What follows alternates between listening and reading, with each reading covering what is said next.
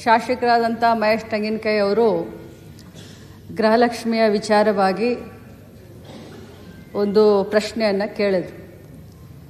ನಾನು ಮೊನ್ನೆ ಕೂಡ ಸದನಕ್ಕೆ ಹೇಳಿದ್ದೇನೆ, ಇವತ್ತು ಕೂಡ ಅದನ್ನೇ ಹೇಳಲಿಕ್ಕೆ ಬಯಸ್ತೇನೆ. ಈ ಗೃಹಲಕ್ಷ್ಮಿ ಯೋಜನೆ ಕರ್ನಾಟಕ ರಾಜ್ಯದ 1,26,00,000 ಕುಟುಂಬದ ಯಜಮಾನಿಯರಿಗೆ ಪ್ರತಿ ತಿಂಗಳು 2,000 ರೂಪಾಯಿ DBT ಮುಖಾಂತರ, ನಾನು ಒತ್ತಿ ಹೇಳಲಿಕ್ಕೆ ಬಯಸ್ತೇನೆ, DBT ಮುಖಾಂತರ ಯಾವುದೇ ಮಧ್ಯವರ್ತಿಗಳ ಹಾವಳಿ ಇಲ್ಲದೆ ಡೈರೆಕ್ಟ್ ಆಗಿ ಅವರ ಬ್ಯಾಂಕ್ ಅಕೌಂಟ್ಗೆ ಹೋಗುವಂಥ ಒಂದು ಅತ್ಯುನ್ನತ ಒಂದು ಯೋಜನೆ.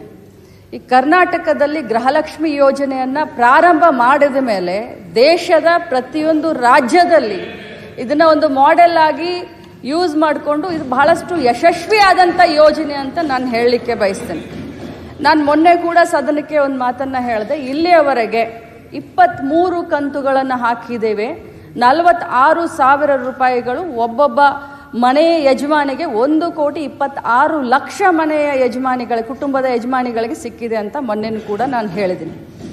ಈ ಹೇಳುವಂಥ ಸಂದರ್ಭದಲ್ಲಿ ಪದೇ ಅವರು ಹೇಳ್ತಾ ಇದ್ರು, ನನಗೆ ಫೆಬ್ರವರಿ ಮತ್ತು ಮಾರ್ಚ್ ಇದು ಬಂದಿಲ್ಲ ಅಂತ ಹೇಳ್ತಾ ಇದ್ರು ಸದಸ್ಯರು. ನಾನು ಹೇಳಿದೆ ಆಗಸ್ಟ್ವರೆಗೂ ಕ್ಲಿಯರ್ ಮಾಡಿದ್ದೀನಿ ಅಂತ ನಾನು ಹೇಳಿದೆ. ಮಾನ್ಯ ವಿರೋಧ ಪಕ್ಷದ ನಾಯಕರು ಕೂಡ ಹೇಳಲಿಕ್ಕೆ ಬಯಸ್ತೀನಿ, ತಾವು ಬಹಳಷ್ಟು ಅನುಭವಿಸ್ತಿದ್ದೀರಿ ಸರ್. ಇಲ್ಲಿ ಆರೋಪ ಪ್ರತ್ಯಾರೋಪಕ್ಕಿನ್ನ ನಾನು ಮಂತ್ರಿ ಆದಮೇಲೆ ನಾನು ಮೊದಲೇ ಬಾರಿ ಮಂತ್ರಿ ಆಗಿದ್ದೀನಿ, ಅತ್ಯಂತ ಭಕ್ತಿ ಭಾವನೆಯಿಂದ, ಪೂಜ್ಯ ಭಾವನೆಯಿಂದ, ಯಾಕಂದರೆ ಬಹಳ ದೊಡ್ಡ ಪುಣ್ಯದ ಕೆಲಸ ಮಾಡ್ತಾ ಇದ್ದೀವಿ. ಗೃಹಲಕ್ಷ್ಮಿ ಯೋಜನೆ ಮನೆಯಲ್ಲಿ ಯಾರು ನಮಗೆ ಗೃಹಲಕ್ಷ್ಮಿ ಅಂದ್ರೋ ಇಲ್ಲೋ ಗೊತ್ತಿಲ್ಲ, ಕರ್ನಾಟಕದ ಕಾಂಗ್ರೆಸ್ ಪಕ್ಷದ ಸರ್ಕಾರ ಮಹಿಳೆಯರಿಗೆ ಗೃಹಲಕ್ಷ್ಮಿಯನ್ನು ಕೊಡುವ ಯೋಜನೆ ಮುಖಾಂತರ ಅವ್ರಿಗೆ ಗೃಹಲಕ್ಷ್ಮಿ ಅಂತ ಅನ್ತಾ ಇದೆ.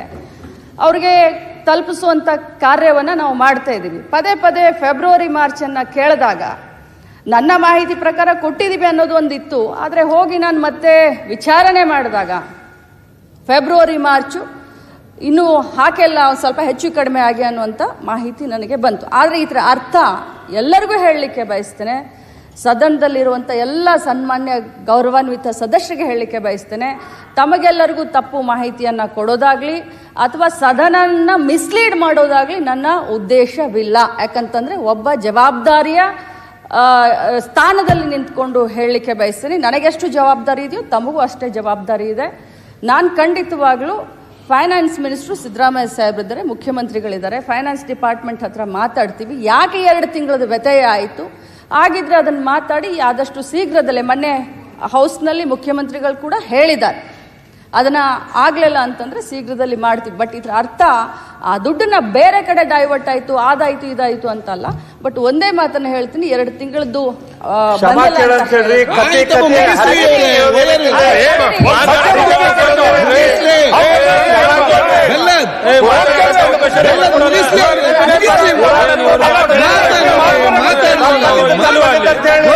ವಿರೋಧ ಮಾಡ್ತಾರೆ ನೀವು.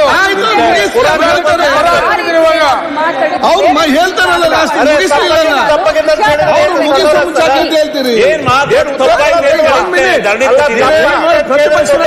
ಮಾತಾಡ್ತಾರೆ.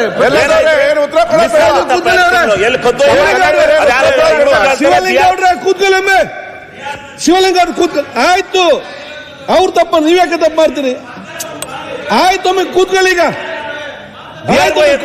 ಶಿವಲಿಂಗ ಅವ್ರೆ ಕೂಡ್ರಿ ನೀವು ಜರ. ಆಯ್ತು, ಅವ್ರು ಉತ್ತರ ಕೊಡ್ಲಿಕ್ಕೆ ಕಂಪ್ಲೀಟ್ ಮಾಡ್ಲಿ. ಕಂಪ್ಲೀಟ್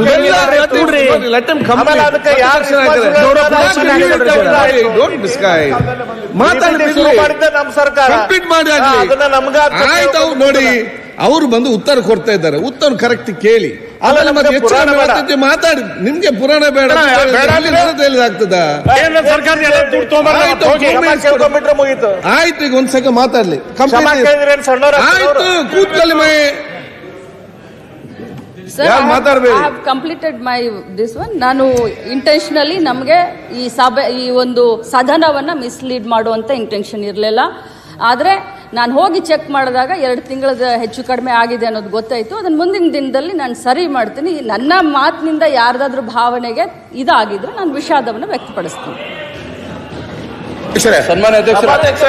ಅಧ್ಯಕ್ಷರೇ, ನೋಡಿ, ಇಲ್ಲಿ ಸದನಕ್ಕೆ ತಪ್ಪುದಾರಿ ಕೊಟ್ಟಿರೋದು ಸ್ಪಷ್ಟ ಆಯ್ತು. ಅವರೇ ಹೇಳಿದ್ದಾರೆ, ನನಗೆ ಅಧಿಕಾರಿಗಳು ತಪ್ಪು ಮಾಹಿತಿ ಕೊಟ್ಟಿದ್ದಾರೆ, ನಾನು ಹೇಳ್ಬೇಕಲ್ಲ, ತಪ್ಪಾಗಿದೆ ಅಂತ ಹೇಳ್ಬೇಕಲ್ಲ ಸರ್. ಎಲ್ಲಿ ಹೇಳಿದ್ರು? ನಿಮ್ಗೆ ಯಾರಾದ್ರೂ ಬೇಜಾರಾದ್ರೆ ಅಲ್ಲ, ನೀವು ನಮ್ಗೆಲ್ಲ ಏನಾದ್ರು ಬೇಜಾರಾಗಿರೋದು. ನಮ್ಗೆಲ್ಲ ಬೇಜಾರಾಗಿರೋದು ಯಾರು 1,26,00,000 ಜನ ಇದ್ದಾರೆ ಅವ್ರಿಗೆ ಬೇಜಾರಾಗಿರೋದು, Sorry. ಅವ್ರಿಗೆ ನೋವಾಗಿರೋದು. ಅದ ಹೇಳಿದಾರ ನೋಡಿ. ಅಲ್ಲಲ್ಲ ಒಂದೇ ನಿಮಿಷ. ಅವ್ರು ಇಷ್ಟೆಲ್ಲ ಹೇಳಿದ್ರಲ್ಲ, ನಾ ಫೆಬ್ರವರಿ ಮಾರ್ಚ್ ಯಾವಾಗ ಆಗ್ತೀನಿ ಅಂತ ಏನಾನು ಹೇಳಿದ್ರ? ಅದು ಫೈನಾನ್ಸ್ ಮಾತಾಡಿ ಮುಖ್ಯಮಂತ್ರಿ ಉತ್ತರ ಹೇಳಿದ್ರಲ್ಲ ಅವರು. ಫೆಬ್ರವರಿ ಮಾರ್ಚ್ ಯಾವಾಗ ಆಗ್ತೀನಿ ಅಂತ ಹೇಳಿಲ್ಲ, ಕ್ಷಮಾಪಣೆ ಕೇಳಿಲ್ಲ. ವಿಷಯ ಹೇಳಿದ್ರಲ್ಲ. ತೆಗ್ಸಿ ಕೊಡಿ ನನಗೆ, ತೆಗ್ಸಿ ನನಗೆ. ಬೇರೆ ನೀವು ಕೂತ್ಕೊಂಡು ಯಾಕೆ ಮಾತಾಡ್ತೀರಿ? ಸಮಸ್ಯೆ ಬಗೆಹರಿಸಿದಾಗ ಉಂಟು ಮಾಡ್ಲಿಕ್ಕಿದ್ರೆ ಇಲ್ಲಿ ಮಾನ್ಯ ಅಧ್ಯಕ್ಷ ಮಾತಾಡಿ. ಅಧ್ಯಕ್ಷ